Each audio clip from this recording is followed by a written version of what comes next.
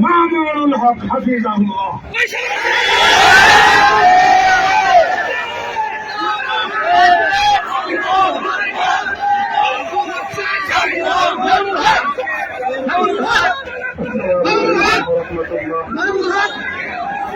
الحمد لله وكفى وسلام على عباده الذين اصطفى أما بعد أعوذ بالله من الشيطان الرجيم بسم الله الرحمن الرحيم لا تثريب عليكم اليوم يغفر الله لكم وهو أرحم الراحمين صدق الله العظيم সমবেত প্রাণপ্রিয় তৌহিদি জনতা, বিভিন্ন স্তরের ধর্মপ্রাণ মুসলমান ভাই ও বন্ধুগণ, ছাত্র বন্ধুগণ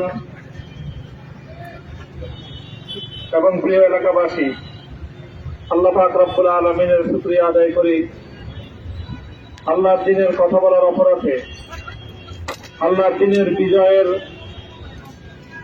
ঝান্ডা এবং চেতন উদ্দীন করার প্রত্যয় ব্যক্ত করার অপরাধে, আল্লাহর জমিনে আল্লাহর দ্বীন প্রতিষ্ঠার আন্দোলনের অপরাধে আমরা অনেক ভাই কারারুদ্ধ হয়েছিলাম।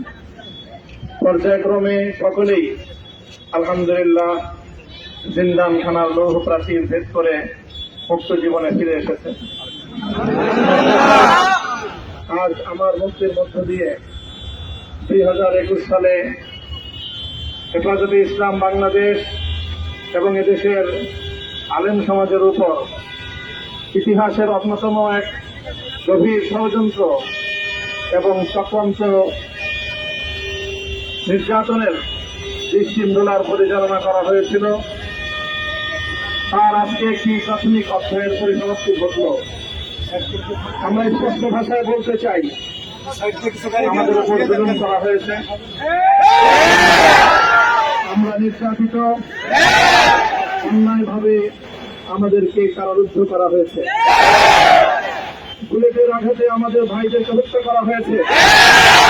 আমরা যখন আমাদের সন্তানদের লাশ এবং তাদের রক্তমাখা বুলেট বিদ্ধ সেই মরদেহকে সামনে রেখে আমরা যখন আমাদের ন্যূনতম প্রতিবাদটুকু উচ্চারণ করতে গিয়েছি, তখন আমাদেরকে কারারুদ্ধ করা হয়েছে,